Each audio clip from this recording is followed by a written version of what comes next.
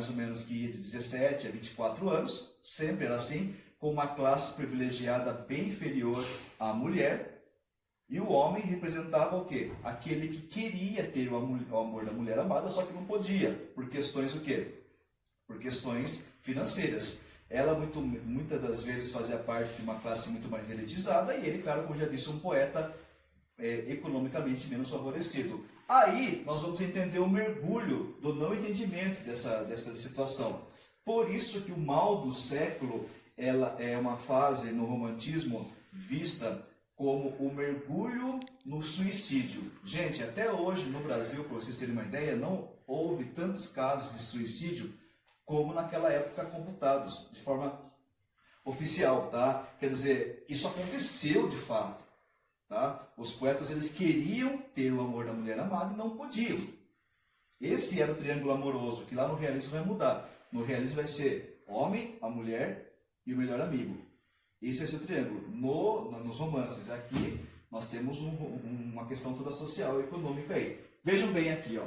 O mal do século. Estado de espírito depressivo que leva ao tédio, à melancolia, ao pessimismo e ao desejo de morte. Os sofrimentos do jovem Werther, do escritor alemão Goethe, fez tanto sucesso entre os jovens europeus que em todo o continente ocorreu um surto de suicídios. Em Portugal, o triste fenômeno levou 100 anos para ser vencido, graças ao pacto de silêncio feito pela imprensa que parou de noticiar os casos de suicídio. Então vejam bem, era uma questão muito mais aí, a valorização do sentimentalismo, até onde o sentimentalismo poderia ou podia levar aqueles jovens lá. Gente, no Brasil, aí nós temos um grande escritor desse momento do mal do século, que foi o Álvares de Azevedo.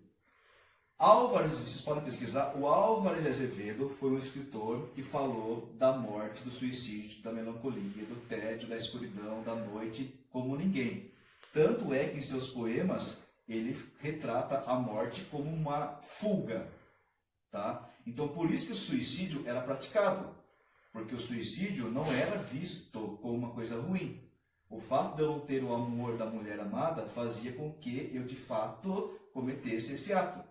Certo, gente? Então, o suicídio, a lembrança de morrer, se eu morresse amanhã, alguns dos poemas de Álvares de Azevedo, tá? Pesquisem.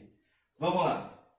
Escapismo e nacionalismo. A fuga da realidade foi uma constante no romantismo. Fuga por não ter o amor da mulher amada. Da volta ao passado histórico resultou o nacionalismo, exaltação da nação como um todo, das personalidades históricas, das tradições populares da natureza. A natureza, nesse caso aqui, que vai ser confidente. Tá? Pegue obras, revisem, por favor, obras arcadistas, vocês vão ver que a natureza ela é somente um cenário. Os pastores citados lá em Tomás Antônio Gonzaga e Cláudio Manuel da Costa, os pastos, tudo isso, na verdade, vai ser uma arte muito mais... A natureza, ela foi um cenário. Aqui, a natureza ela é uma confidente. Tá? O sol é confidente, a lua vai ser confidente, as árvores foram confidentes. Tá, gente? O escapismo, no caso do nacionalismo, aí é o poder transformar essa nova realidade, tá certo? Vamos prosseguir então aqui. Bom, já falamos aqui, né, escravidão, contexto histórico, escravidão, forte sentimento nacionalista, acabei de falar, que coincidiu com a independência do Brasil, falamos, principal fato político do século XIX, o nascimento da burguesia entre nós. O nascimento da burguesia, na verdade, ela foi um contexto social que baseou como consequência a origem dos folhetins. Folhetins que nada mais foi do que a tentativa de mostrar para a sociedade local aqui no Brasil que, de fato, as fotonovelas que nós conhecemos hoje, ela foi aí uma forma de popularizar, como já disse para vocês, popularizar fatos românticos, certo, gente? Fatos, histórias românticas, né, de casais, enfim, que não podiam ficar juntos e tal. É uma forma de popularizar, certo? Vamos lá, então. Bom, a poesia romântica, olha só, uma teoria bem rápida aqui, ó. Obra que deu início ao romantismo do Brasil, Suspiros Poéticos e Saudades, né, em 1836. As fases, como estamos falando agora, saudosismo.